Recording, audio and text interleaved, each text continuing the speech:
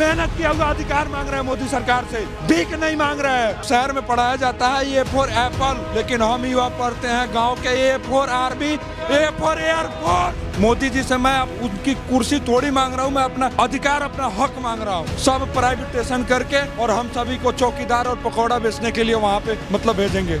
मोदी जी से मैं यही कहना चाहता हूँ, तो अगर सेना के साथ रहते, सेना को अग्निवीर नहीं बनाते। भगत सिंह ने कहा था कि पहरों को सुनने के लिए धमाके की जरूरत है। ये धमाका होगा हिंदुस्तान के नौजवानों की आवाज से, और ये आवाज हिंदुस्तान के हर गली से निकलेगा और मोदी सरकार को सत्ता से बाहर बैठाएगा। सूरत में जो कंपनी लगी थी ईस्ट इंडिया कंपनी, वो गुजरात में लगी थी। इनका बीज ही विदेशी है।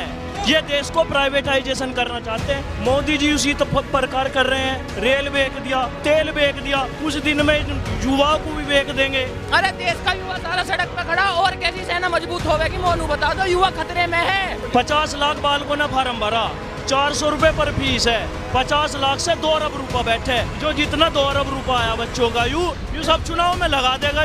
जिन भगवान श्री राम का मंदिर, उनके नाम पर ये वोट लूट रही है सरकार, उनके कभी आदर्शों पर चल नहीं सकती। पर हित के समान कोई धर्म नहीं होता है और पर पीड़ा के समान कोई धर्म नहीं होता है। लेकिन इन्होंने तो युवाओं को पीड़ा दी है, इस देश की जनता को पीड़ा दी है, देश के किसानों को पीड़ा दी है। तो इनसे बड़ा अधर्मी विधर्मी हो ही कौन सकता है? कहीं का प्रधानमंत्री 1.5 लाख करोड़ कर्जा जा रहा के नाम विदेश पे, क्या विकास कर रहा? कहीं का बढ़िया प्रधानमंत्री? राम मंदिर का उद्घाटन करने प्रधानमंत्री जी जाते हैं तो मीडिया 1-1.5 महीने पहले से राम मंदिर के अलावा कुछ नहीं दिखा। लोकतंत्र को खत्म करने की पूरी साजिश है सरकार की। जब तक इस तन में दम रहेगा तब तक ये लड़ाई जारी रहेगी। जब तक तोड़ेंगे नहीं तब तक छोड़ेंगे नहीं। हमारी भर्ती पूरी कराए या तो हमें गोली मार दिए, शहीद कर दिया जाए यहीं पे। हम बस मोदी जी से यही मानते हैं। और 75 साल में सबसे झूठा प्रधानमंत्री अगर कोई हुआ है तो नरेंद्र मोदी हुआ है। रोजगार देने का नहीं, बेरोजगार करने वाली सरकार आई है। सब बदल दिया, सही तो बोल रहे हैं, सब बदल दिया। परमानेंट को अग्निवीर बना दिया, किसान को रोडों पर बैठा दिया, मेडिकल की सुविधा है नहीं, पहलवानों को धरना बैठा दिया, उनको ऊपर भी लाठी चलवा दी। सर सबसे बड़ी बात, सरकार तो अभी मोदी सरकार का ये मतलब राम राज्य चल रहा है, तो राम राज्य में सबको समान और सबको न्याय दिया जाता है। तो आप सभी देख रहे हैं कैसा राम राज्य है, ये कैसा राम राज्य आप देख सकते हैं आप सभी। कोई राम राज्य में भी लड़के दर दर की ठोकरें खा रहे हैं, सड़कों पे घूम रहे हैं। जब हमने अपनी प्रक्रिया ईमानदारी पूर्वक कर रखी है तो ज्वाइनिंग क्यों नहीं करवा रही है सरकार? मोदी जी से पूछना चाहता हूँ। मोदी जी से मैं उनकी कुर्सी थोड़ी मांग रहा हूँ, मैं अपना अधिकार, अपना हक मांग रहा हूँ। आप देख सकते हैं आज हमारे हाथ में AK-47 LMG जैसे गन होने चाहिए थे, हमारे तन पे वर्दी होना चाहिए था, लेकिन आज हमारे हाथ में पोस्टर बैनर है। हम लोग दर दर के ठोकर खा रहे हैं, विरोध धरना प्रदर्शन कर रहे हैं। लेकिन सरकार तो रोजगार देने की बात करती थी, अभी भी बात कर रही है। अभी बजट आया है कल, उसमें भी वो कह रहे हैं युवाओं को बहुत बजट देंगे, युवाओं को बहुत समर्थन देंगे, मजबूत करेंगे, वो देश की तरक्की में योगदान देंगे। लेकिन एक कैसी झूठी बातें करती है ना कि काम भी करती है जमीन। आपको मैं बताता हूँ रोजगार के बारे में, आपने सवाल किया मेरे से। जहाँ 84,000 SSGD का वैकेंसी आने वाला था, आज पूछ लीजिए किसी भी लड़का से 26,000 वैकेंसी आया है। मैं बता रहा हूँ, अभी रेलवे में आने वाला था लगभग 1.5 लाख का, टोटल 1.5 लाख वैकेंसी आने वाला था, लेकिन उसका 5900 वैकेंसी आया है।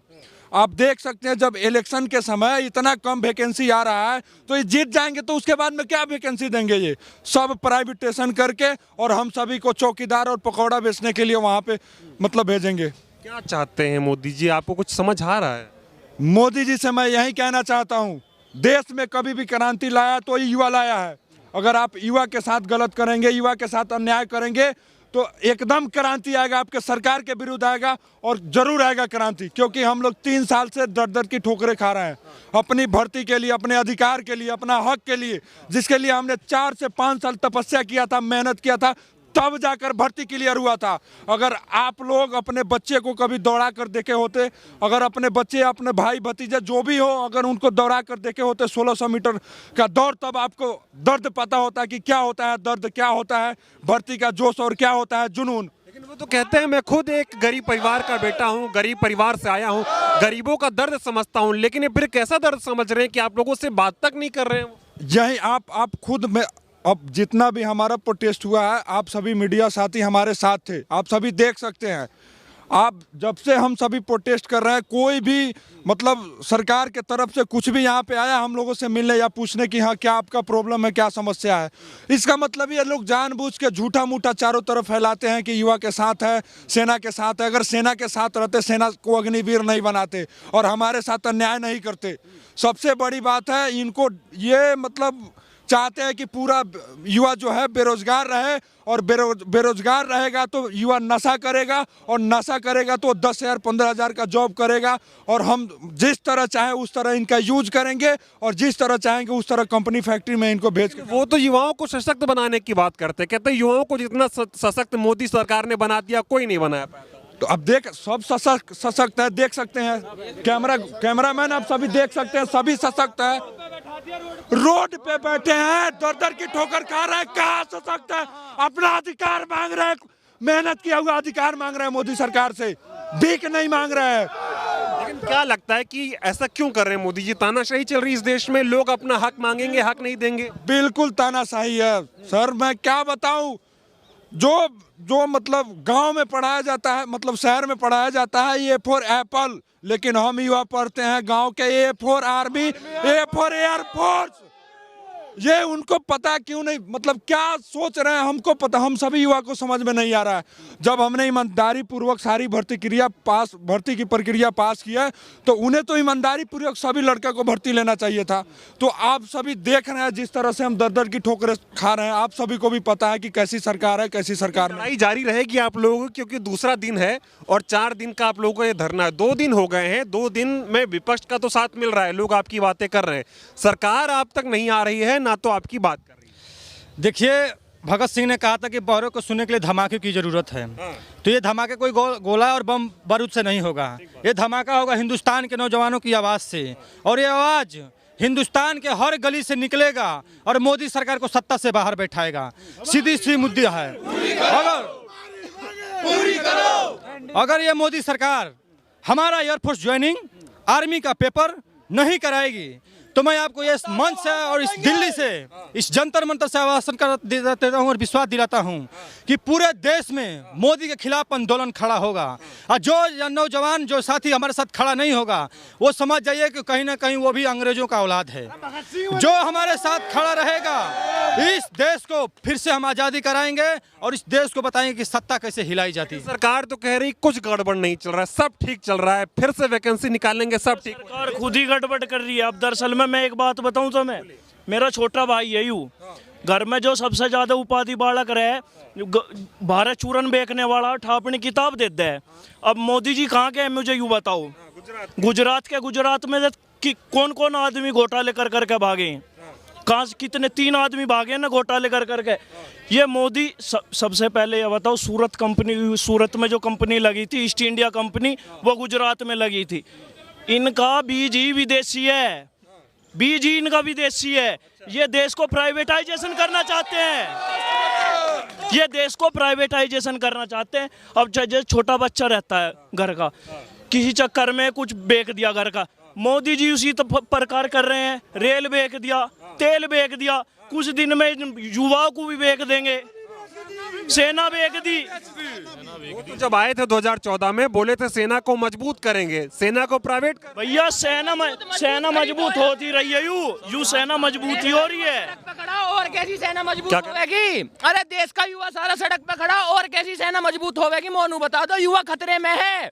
नू बताओ, घर में कोई मतलब बालक मरे तो वहाँ बाप समझावे।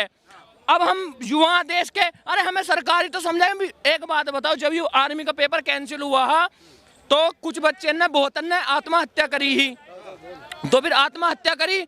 सरकारी कोई अफसर हमें कोई भी झूठा आश्वासन ना दिया कि बच्चों तुम गलत कदम मत उठाओ। अगर घर का कोई बालक गलत कदम उठावे तो फिर माँ बाप समझावे।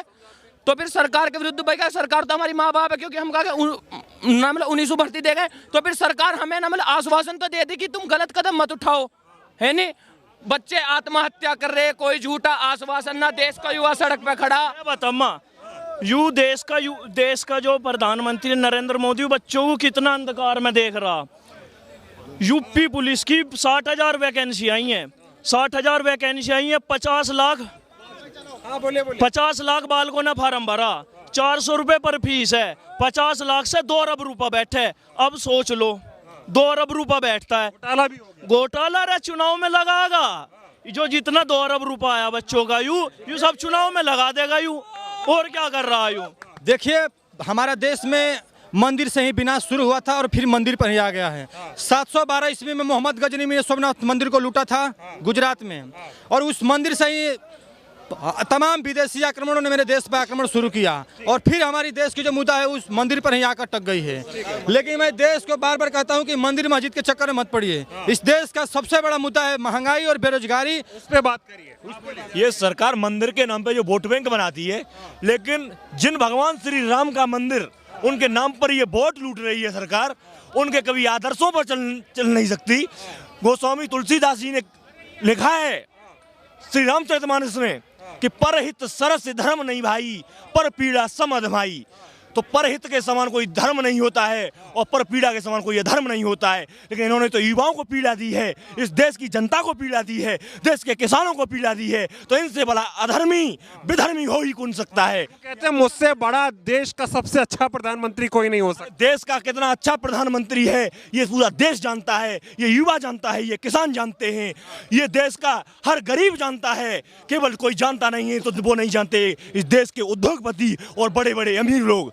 लेकिन आप लोगों से मेरी एक निवेदन है, ये आपसे मैं कहना चाहूँगा कि जो हमारी आवाज़ें हैं इनका आप टाइटल और थंबनेल अग्निपथ और अग्निवीर के नाम पर साइड मत कर देना। सिर्फ इनका हमारा टाइटल और थंबनेल होना चाहिए। जो पेंडिंग भर्ती हमारी अग्निपथ आने से 2 साल पहले कंप्लीट हो चुकी थी, उसकी जिस सरकार ने जोने नहीं दी, वो टाइटल और थंबनेल होना चाहिए। इस देश की जनता को मालूम होना चाहिए कि जो युवा अग्निपथ आने से 2 साल पहले ही सेलेक्ट हो चुके थे उनको जोने नहीं दी गई। सवाल यह है कि क्या अहंकार आ गया क्या मोदी जी में कि युवाओं की बात नहीं सुन? अहंकार भैया सन 2014 में आया है यू, जब 56 लाख करोड़ कर्जा है इंडिया पे। अब कितना है मुझे नू बताओ? 100 करोड़ से ऊपर तो कर्जा जा रहा। कहीं का प्रधानमंत्री 1.5 लाख करोड़ कर्जा जा रहा के नाम विदेश पे।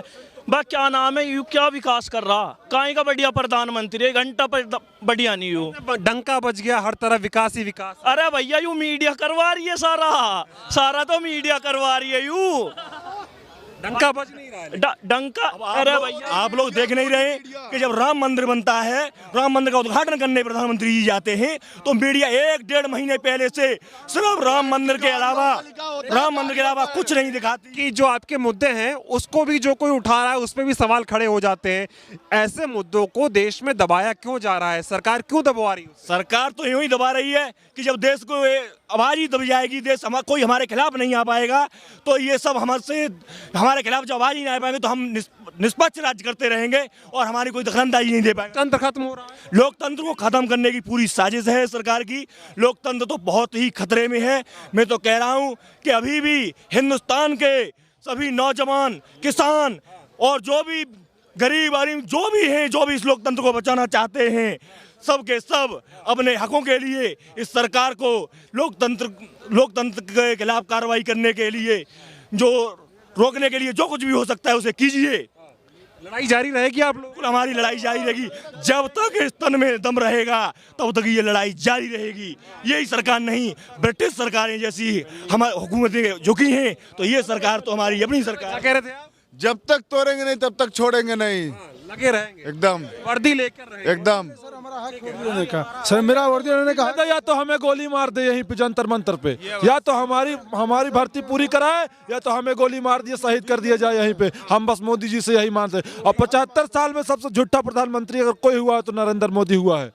और मैंने भी वोट दिया इनको, अपना पहला वोट। युवाओं की सरकार आई थी, रोजगार देने वाली सरकार आई थी। रोजगार देने का नहीं, बेरोजगार करने वाली सरकार आई है, रोजगार देने वाली सरकार नहीं आई है। और आज ये हमारे ऊपर है, कल धीरे धीरे हर तबके के ऊपर किया जाएगा। ये सबसे बड़ा रोजगार होता है सब भाजपा सरकार में हुआ है। तो कहते हैं हम जब से आए सब बदल दिया। सब बदल दिया, सही तो बोल रहे हैं, सब बदल दिया। परमानेंट को अग्निवीर बना दिया, किसान को रोडों पर बैठा दिया, मेडिकल की सुविधा है नहीं तो बदल तो दिया ही उन्होंने। पहलवानों को धरना बैठा दिया, उनको ऊपर भी लाठी चलवा दी।